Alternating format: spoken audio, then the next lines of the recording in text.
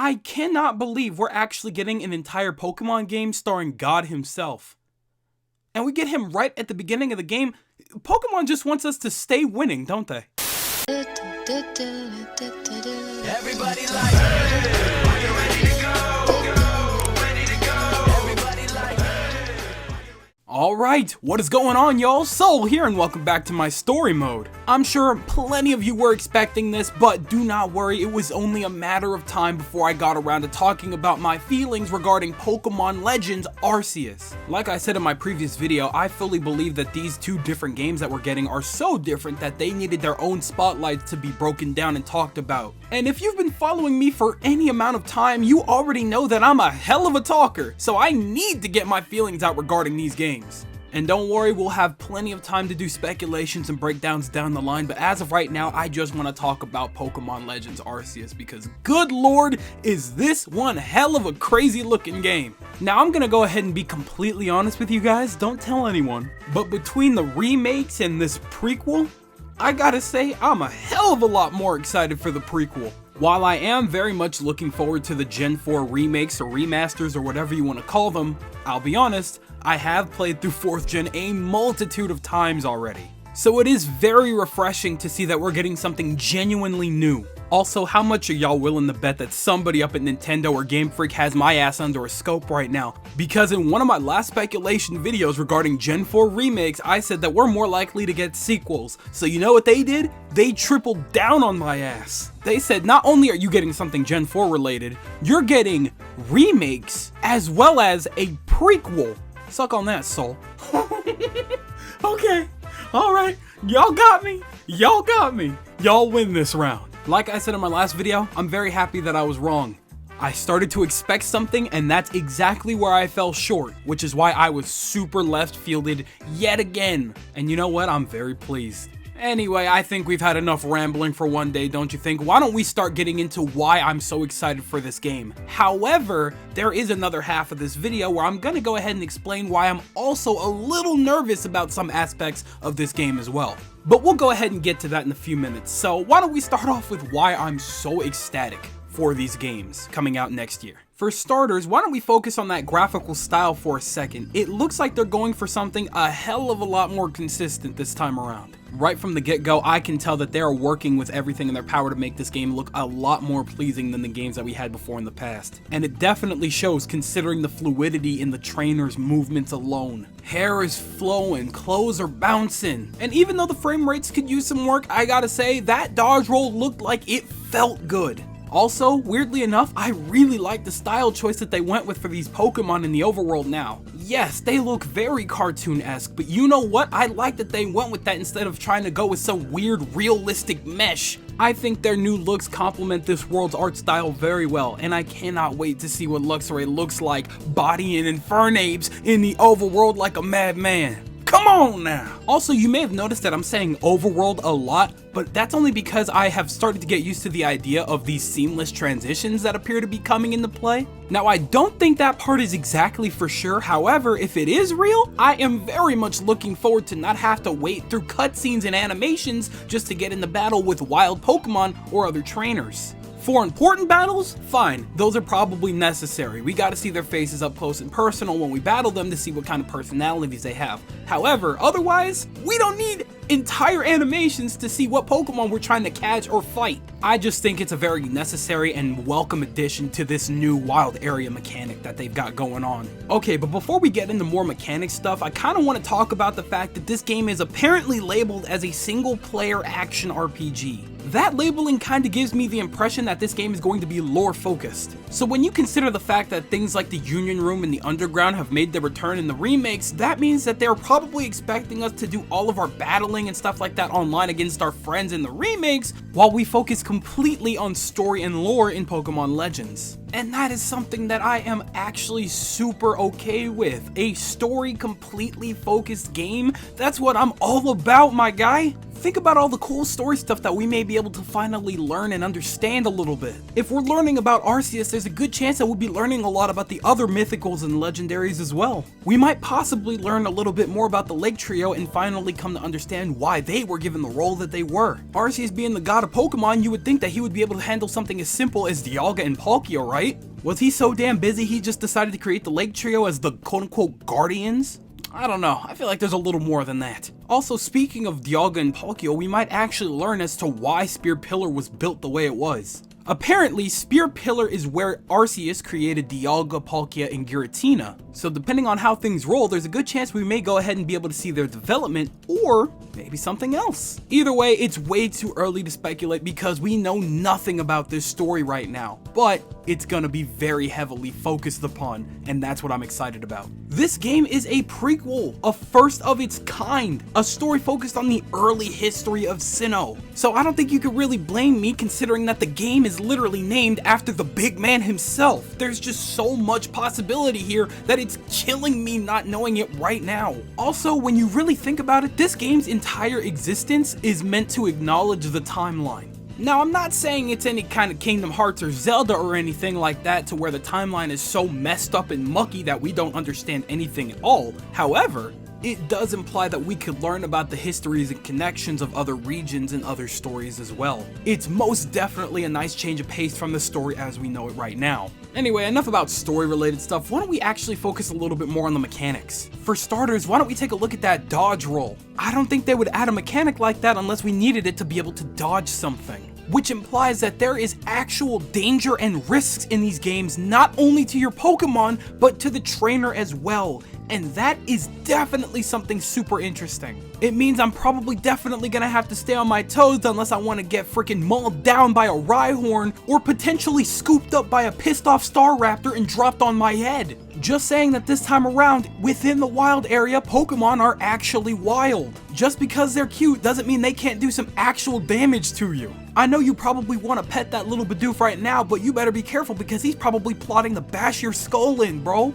At this point, I'm just waiting for the next big trailer to show off more mechanics, to show off that big health bar, and I really want to see what happens when that sucker goes down, cause you know it ain't gonna be pretty. Speaking of Pokemon in the overworld, now that we have a way to just catch them by throwing Pokeballs in the overworld, I'm very curious to see how that's gonna operate. Growing up with Pokemon, I'm sure that we've all come to understand by now that the best way to capture a Pokemon is to weaken it first. But that trainer just walked up and caught that Shinx, and as far as we know, he also just threw that Pokeball at the Rhyhorn. We did see a clip beforehand of the Riolu fighting that Rhyhorn, but does that mean that it got weakened? Now, I may be getting my hopes up a little bit here, but like I said, since we're expecting to have to weaken Pokemon first to catch them, there is a good chance that we'll most likely be using our Pokemon's moves in the overworld to paralyze, make Pokemon sleep, or whatever, so that we have an easier time catching them. Yes, we did see a clip of a turn-based battle with a Gallade and a Garchomp. However, I don't know about y'all, but I did not see an item option in that list. I only saw some moves, nothing much more. But hey, for all I know, they probably already picked attack and they're just choosing the move to use on the Pokemon. So, who knows? But it does kind of add up, right? And when you truly think about it, not only would we need to utilize these Pokemon's moves in the overworld, we would most likely need them to traverse the overworld as well. Considering that we don't have the technology that we had access to in the last couple games, it kind of makes sense to go back to utilizing Pokemon to traverse again, doesn't it? I don't know. Maybe I'm just a little crazy. Anyway, the possibilities are endless. I'm just very excited to see how they work these new mechanics in. Speaking of new mechanics, this one is just a rumor, but according to some of the translations that we got before the trailers were released, the battles are now going to be real time, which put simply means that the battles are no longer going to be just turn-based. To give you a perfect example, Pokemon Masters. Basically, you're waiting for that bar to fill up so that you can pick out your next attack. However, it works just the same for your opponent, so they can attack you as many times as you can attack them. So you're going back and forth to see who's going to take down who first. Waiting too long can result in some serious damage, and you don't want that. Now this is kind of exciting for me because instead of simply turn-based, you have to be very quick on your toes, already planning your next attack before the animation even ends on your previous one. Now as an avid RPG player, I'm always thinking very hard about my next move so I don't get absolutely crushed. However, having to think on my toes is an entirely different ball game. A mechanic like this changes up strategy and team building so much it's not even funny. There might be Pokemon that work perfectly fine for situations like a regular turn-based battle, however, for a time-based battle, yeah, that's not gonna fly here, son. For example, if you're rocking a Pokemon with a very high speed stat, there's a good chance that they're not that strong of an attacker, meaning that while you can attack more,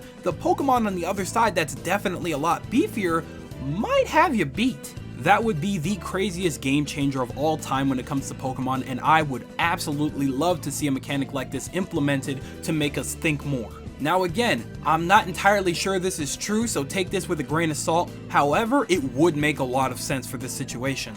Finally, one of the biggest things that I'm most excited for is the fact that an open world game like this heavily implies things like more side quests. If you've come to understand Pokemon by now, you know good and well that side quests are just not a thing in the main series. True enough, you may get trade requests from NPCs here and there, or maybe they'll ask you to bring certain things to help you out on your quest, maybe like heart scales or something along those lines, but those are not side quests. When I say side quest, I mean active side quests that net you money or something else to also help you along your journey. For example, I cannot think of one time, maybe I'm wrong, but I cannot think of one time where an NPC has asked us to go to a specific town, beat a certain person in a trainer battle, and then come back and get some kind of reward for it, like a berry or maybe a Pokeball or something. But this game right here, this could be something seriously different. As stated in the trailer, our first initial goal is to help develop the first Sinnoh Pokédex. So it would only make sense for us to receive quests that would help us accomplish this very task.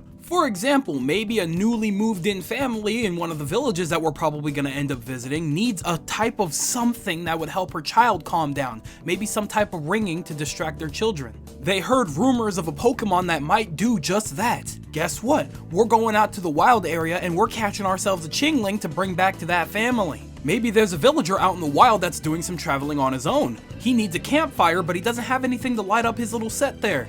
Guess what? You go out, you catch a Chimchar, and you maybe use one of those overworld abilities to light that campfire for him. I have now said too much. I feel like this warrants a video idea on its own, but you get what I'm getting at, right? They have the opportunity for true side quests, true challenges to incentivize us to explore this big new world that you guys are building. The possibilities for that one can be kinda endless, and I kinda want to make another video regarding this, but I'm really looking forward to seeing what they possibly do. So that just about sums up why I'm so excited about this upcoming game. However, it might come as a surprise to some of you that while I just gushed my heart out for the last 10 minutes, there are some things that I'm not exactly excited about. And not to say that these little gripes here are very scary, but these are just some things that I hope get touched up upon before the initial release. For starters, I smell another potential gimmick on the way. And I'm not saying that this new potential gimmick could be a bad thing, however, it just seems too simple to introduce us to an old Sinnoh and a new wild area. I'm not necessarily worried about it being Dynamaxing or anything like that, considering we've already fully established that that is a very exclusive thing to Galar. And overall, I just don't see them bringing back Z-moves of any kind.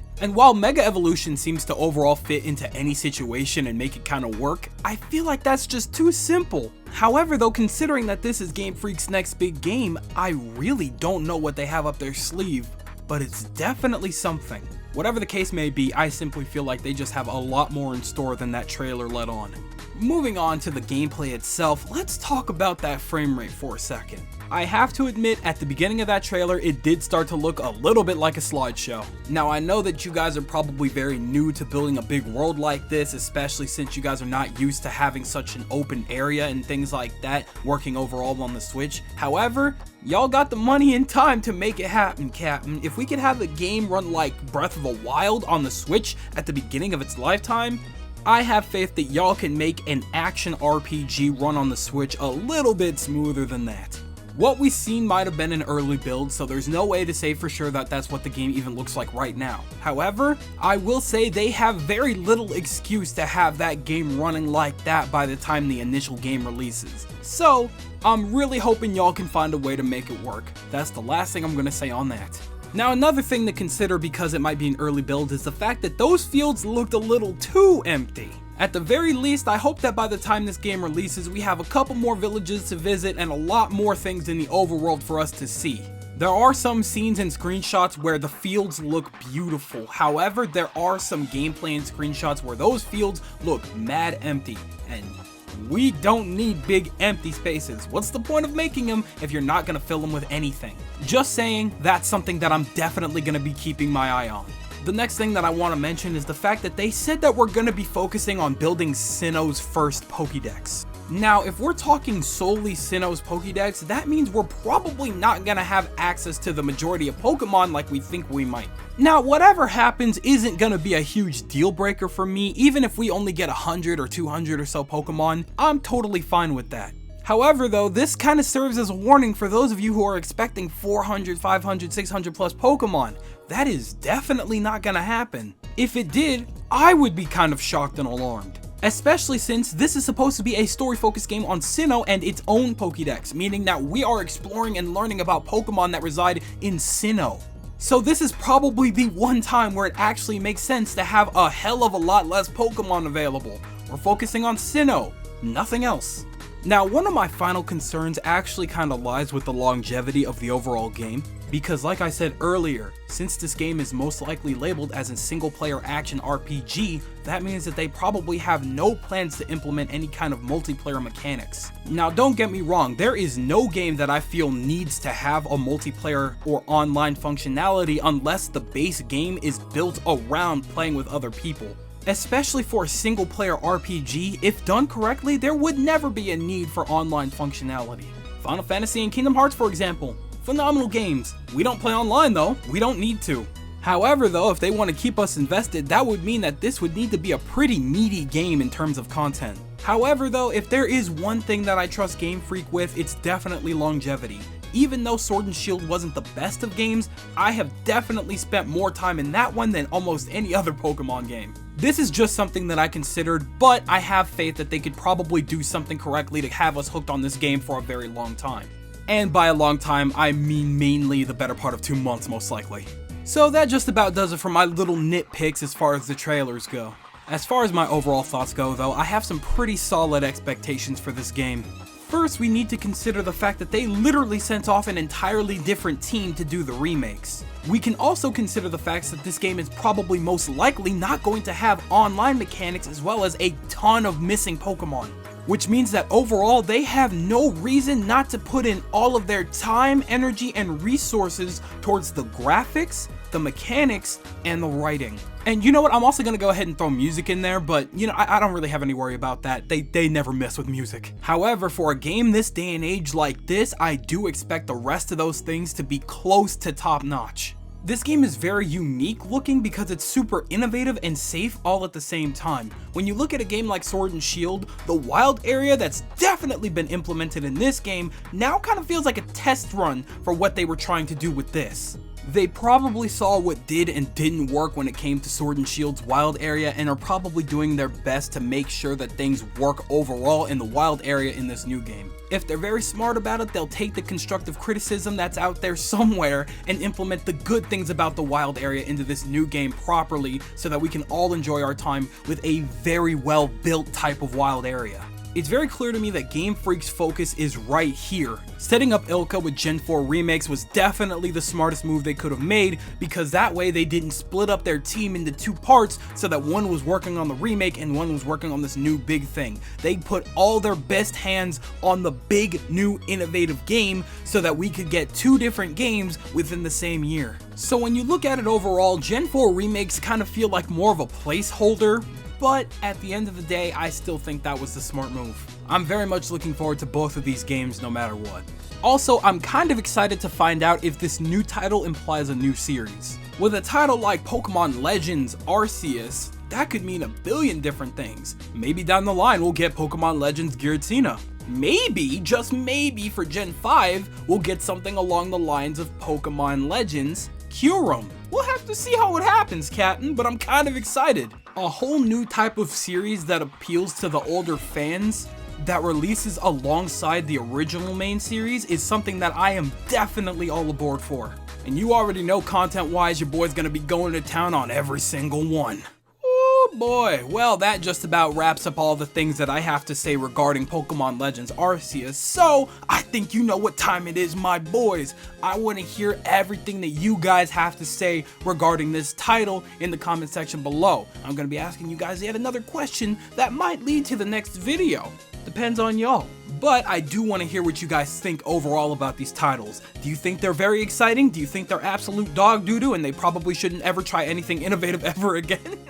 Dramatic, but maybe you do feel that way. I want to know. But with that, I'm gonna go ahead and skedaddle on out of here. I want to thank you guys ever so much for watching. I truly do hope you enjoyed. Do me the greatest favor of dropping a like and a comment, and I very much hope to see you guys for more videos. So make sure to hit that sub button so you don't miss anything on this channel, because we got some big things coming up, especially with these remakes and the big boy legends coming out soon. So we'll have more to talk about down the line. But with that, I'm out. Thanks again, hope you enjoyed, and I'll be seeing you guys in the next video. Do me the greatest favor of taking good ass care, and I'll see you all next time.